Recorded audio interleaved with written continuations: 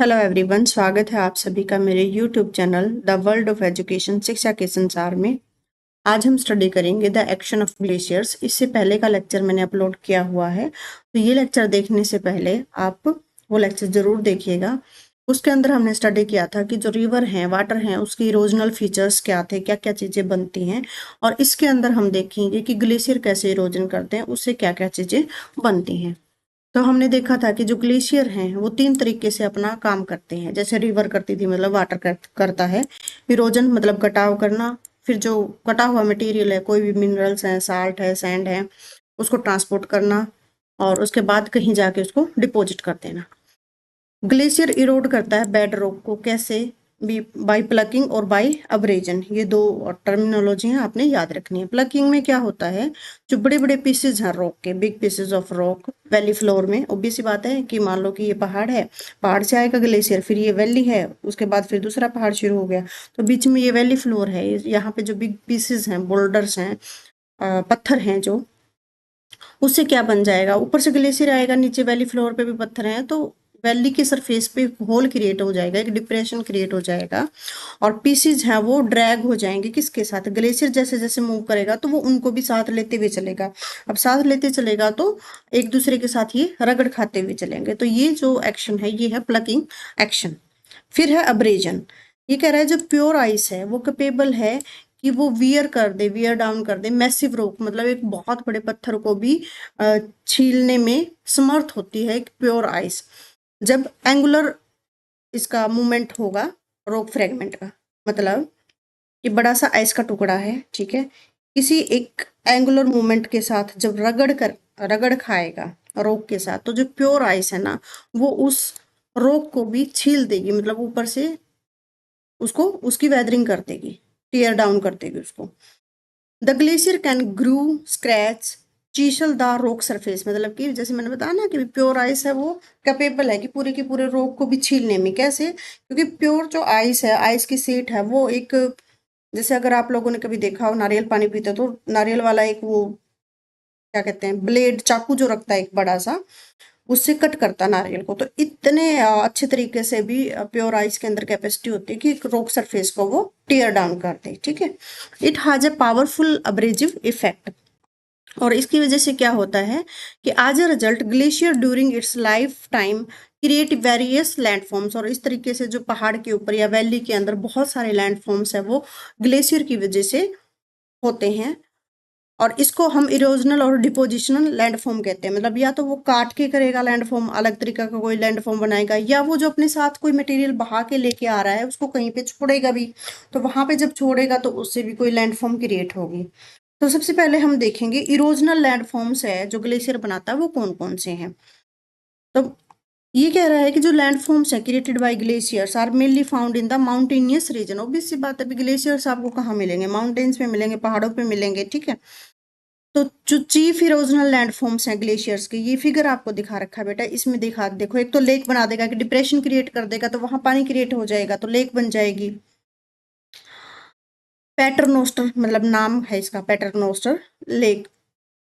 सर्क जिसको बोलते हैं, एक सर्क रीजन बनाता है, होर्न बनाता है, टान बनाता है, एरिट बनाता है और हैंगिंग वैलीज बनाता है। तो इनके बारे में एक एक करके हम पढ़ेंगे। अच्छा, जो क्वेश्चंस पूछे जाते हैं ना वो कई बार ऐसे पूछे जाते हैं, एक कॉलम आपको दे देंगे, एक कॉलम में तो दे देंगे कि फीचर्स, इरोजनल फीचर्स, एक कॉलम में आपको दे देंगे रिवर, ग्लेशियर या विंड।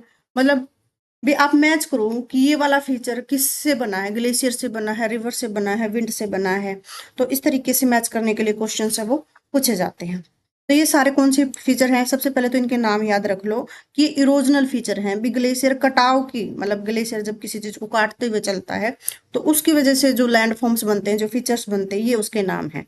भी लेक है, सर्क है, हॉर्न है, टार्न है, एरिट है, हैंगिंग वैली है। तो ये एटलीस्ट आपको नाम तो पता होने चाहिए, ज्यादा कुछ ना पता हो तो, ताकि मैच करने में एक आधा नाम भी अगर पता होगा तो एलिमिनेशन करना इजी हो जाएगा। U shaped valley, typical glacier feature. अभी यू शेप्ड वैली तो बनाता ही है glacier. Since glacier mass is very heavy, obvious सी बात है, भी पूरा बर्फ है, एक पूरी लेयर है बर्फ की, और स्लोली ये मूवमेंट करता है। इरोजनल एक्टिविटी है वो यूनिफॉर्म होगी ऑल डायरेक्शन में। अब क्या है, मान लो कि ग्लेशियर का टुकड़ा है, ये धीरे धीरे धीरे धीरे मूव कर रहा है पहाड़ से। मान लो ये हमारा माउंटेन है, तो ये पहाड़ से ऐसे मूव करेगा, तो बड़ी सी आइस शीट है और ये स्लोली मूव कर रहा है, पूरा है, बड़ी है, एक यूनिफॉर्म आइस शीट है, तो वो इरोजन भी एक यूनिफॉर्म तरीके से करेगी, ऑल डायरेक्शन में, ना कहीं कम ना कहीं ज्यादा। तो उससे एक यू शेप की वैली बन जाएगी, कहाँ पे, बॉटम में, ठीक है। उसके बाद आता है हैंगिंग वैलीज। ये कब बनती हैं? Found when the tributary glaciers are unable to cut as deep as main ones. मतलब क्या होगा कि एक जो मेन ग्लेशियर है उससे भी कोई छोटा सा ग्लेशियर टूट के अलग हो जाएगा, एक छोटा टुकड़ा। तो ऑब्वियस सी बात है कि जो बड़ा टुकड़ा है और एक छोटा टुकड़ा है, तो बड़ा टुकड़ा ज्यादा इरोजन करेगा as compare to smaller one. तो इससे क्या होगा, अनयूनिफॉर्म पैटर्न बनेगा। तो एक यू शेप की वैली तो क्रिएट होगी, लेकिन वो ऐसे लगेगी आपको ऊपर से देखने से जैसे कोई चीज लटक रही हो। तो इसको बोलते हैं हैंगिंग एट हायर। क्या बोलते हैं? Hanging at higher. Then main valleys as discordant tributaries. मैंने बताया ना कि अलग अलग टूट के बिखर जाते हैं टुकड़े कई बार, तो मेन सीट के कंपैरिजन में जो ट्राइब्यूटरी ग्लेशियर्स हैं वो इतने अच्छा कटाव नहीं कर पाता। उसके बाद आता है सर्क या टान। ज्यादा डिफरेंस नहीं होता सर्क और टान में। ये देखो आप फिगर में देखो, ये सर्क आपको दिख रहे हैं और ये टान है, ठीक है। इसके बारे में देख लेते हैं भी इनमें क्या डिफरेंस है। सर्क और कोरी, कोरी भी बोलते हैं, कोई भी नाम आ सकता है, सर्क भी और कोरी भी। ये क्या है? Amphitheatre shaped hollow basin cut into the mountain ridge. ये एक कट से आपको ये रिजिज से नजर आएंगे, ये देखो, ठीक है, इस तरह के रिज से नजर आएंगे। It has a steep side slope. भाई स्टीप साइड स्लोप होगा उन थ्री साइड भी, तीन साइड पे क्या होगा, स्टीप स्लोप, मतलब कि तीखी ढलान होगी। And open and on one side, और एक साइड ओपन होगा। एंड अ फ्लैट बॉटम, भी बॉटम इसकी फ्लैट होगी, तीन साइड से स्टीप स्लोप होगा और एक साइड से ओपन एंड होगा, ठीक है।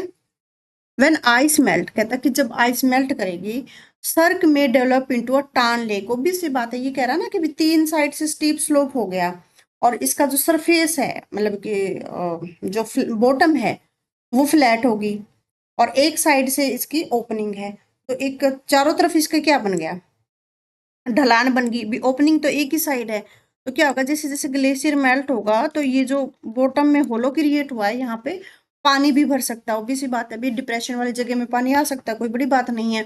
तो लेक बन जाती है, इस लेक को हम टान लेक बोलते हैं।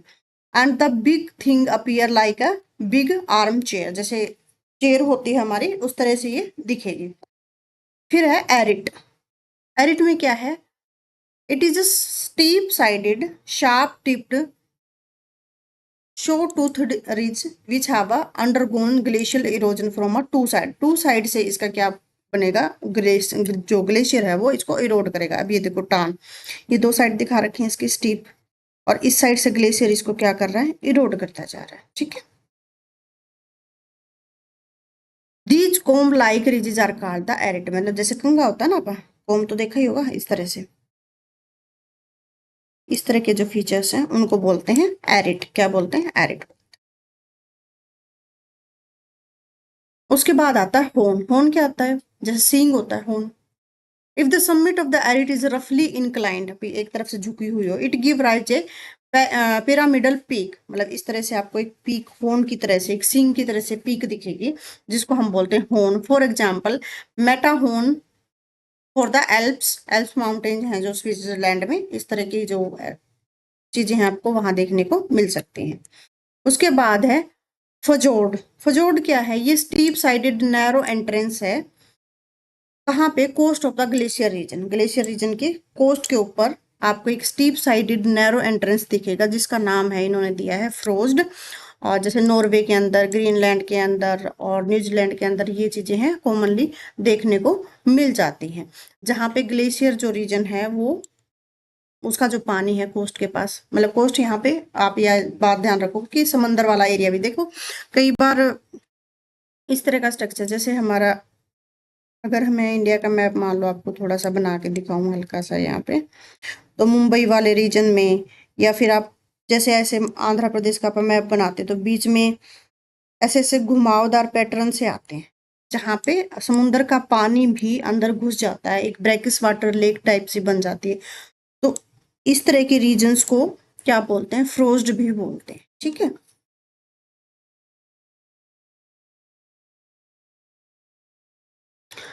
उसके बाद हम देखेंगे कि डिपोजिशनल फीचर्स क्या थे। तो ये ऊपर जो सारे नाम थे ये किसके नाम थे, ये जो ग्लेशियर काटने से कोई चीज बनती है, ग्लेशियर जैसे आइस शीट बह के जा रही है, वो कटिंग करती जा रही है अपने आसपास जो भी मटेरियल आ रहा है उसको इरोड करती जा रही है, उससे कोई शेप बन रही है, उससे कोई फीचर्स बन रहे हैं। एक बार यहाँ पे भी आप देख सकते हो, ये पिरामिडल पीक है, ये कोरी है जिसको मैं सर्क बोल रही थी, ये एरिट है, घुमावदार कोम लाइक पैटर्न है। तो ये किसके फीचर हैं, ये इरोजनल फीचर हैं ग्लेशियर्स के। अब हम देखेंगे ग्लेशियर जो बहा के लेके आया है चीज, उसको कहीं पे सेट कर देगा वो जाके, और उससे जो चीज बनेगी, उससे जो फीचर्स बनेंगे वो है डिपोजिशनल लैंडफॉर्म्स। तो सबसे पहले आता मोरेन। मोरेन क्या है, are the pile of a dirt or a rock that deposit by glacier as it move across the landscape. भी जहां जहां से ये गुजरता जाएगा वहां वहां पे कुछ चीज सेट करता जाएगा, मतलब जो ऊपर से ये बहा के लेके आया अपने साथ, डेब्रिज लेके आया है, मिट्टी लेके आया, जो रॉक के टुकड़े लेके आया है, तो कहीं पे जाके जहाँ फ्लैट सरफेस होगा वहां पे जाके डिपोजिट कर देगा। और these debris field exist in places where glacier have moved through in the past। और कहाँ भी कभी वो गुजरा होगा वहां से, obvious सी बात है ना, अभी ग्लेशियर गुजर रहा है, कई चीज मूव कर रही है, तो पीछे वो कुछ छोड़ती भी चलेगी। ठीक है, these are mainly kind of a glacier moraine that forms. अभी इस तरह के मोरेन्स आपको मिलते हैं, और मोरेन्स जहाँ पे मिलेंगे बहुत हाईली फर्टाइल एरिया होता है। और कश्मीर के अंदर आप देखोगे कि यहाँ इस मोरेन वाले एरिया में केसर की खेती बहुत अच्छी की जाती है, केसर के लिए ये रीजन बहुत अच्छा होता है। उसके बाद ये कह रहा है कि generally classified based on their location. भी लोकेशन के बेस पे अगर देखें तो lateral moraine, ground moraine, medial moraine, terminal और एंड मोरेन। जैसे इनके ना नाम से ही पता चल रहा है, लेटरल भी साइड में डिपोजिशन करता जा रहा है ग्लेशियर, तो लेटरल मोरेन हो गया। ग्राउंड मोरेन जो पूरा कहीं पे फ्लैट सरफेस इसको मिल गया, सारी चीजें वहीं डिपोजिट कर दी, तो होगा ग्राउंड मोरेन भी के फ्लैट सरफेस के ऊपर। ठीक है, उसके बाद है मीडियल, जैसे नाम से पता रहा है कहीं कहीं फ्लैट आ गया, फिर ऊंची ढलान आ गई, फिर नीचे आ गई, तो इस तरह से जो मोरेन मिलेगा उसको मीडियल मोरेन बोलते हैं। तो अभी इसमें देख लेते हैं क्या लिखा हुआ है।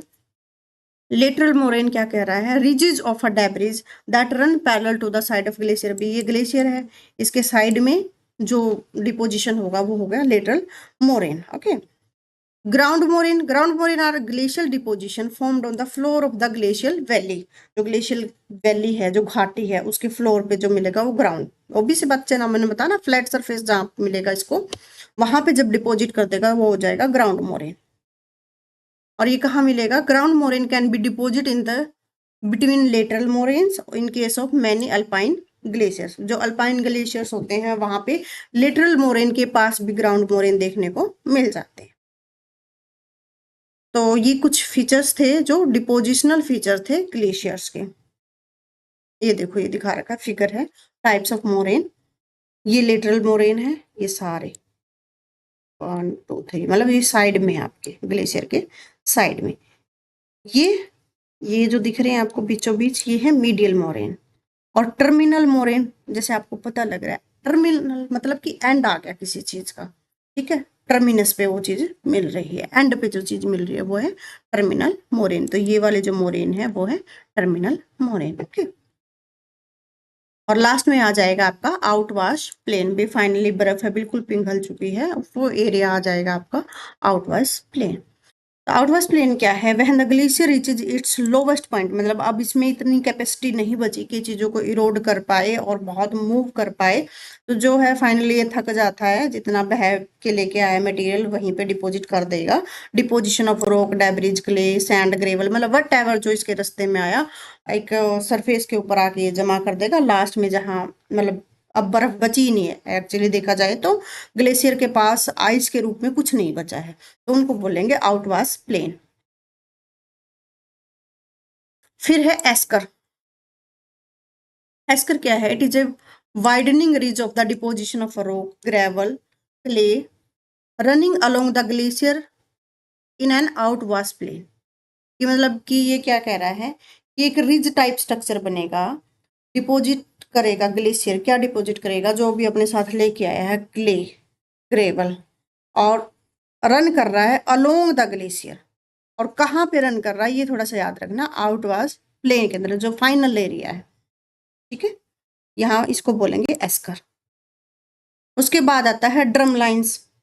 It is an inverted boat shape deposition in the outwash plain. बस इतना सा याद रखना है कि बोट शेप डिपोजिशन देखने को मिलेगी कहाँ पे, आउटवाश प्लेन के अंदर। और ये भी क्या है, डिपोजिशनल फीचर है किसका, ग्लेशियर्स का।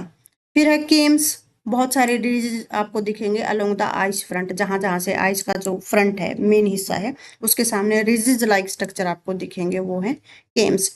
जो क्वेश्चंस पूछे जाते हैं ना, बस वो इतने पूछे जाते हैं आप लोगों से। देखो ज्योग्राफी किसी का मेन सब्जेक्ट है, किसी को आंसर राइटिंग करनी है तो अलग बात है। अगर जनरल जीएस का सब्जेक्ट है तो उसमें सिर्फ आपको ये टर्म दी जाएंगी और पूछा जाएगा कि ये किसके फीचर हैं, इरोजनल फीचर हैं, डिपोजिशनल फीचर हैं, ग्लेशियर के हैं, रिवर के हैं, सैंड के हैं, किसके हैं। तो एटलीस्ट आपको इतना पता होना चाहिए कि इरोजन में आता है कि ये डिपोजिशन का फीचर है, ठीक है। तो नेक्स्ट लेक्चर में हम पढ़ेंगे ग्राउंड वाटर टोपोग्राफी के बारे में। ग्राउंड के अंदर जो पानी है, धरती के अंदर जो पानी है, तो वहां पे भी कुछ फीचर्स हमें लैंडफॉर्म्स देखने को मिलते हैं, उसके बारे में हम नेक्स्ट लेक्चर में स्टडी करेंगे। ओके।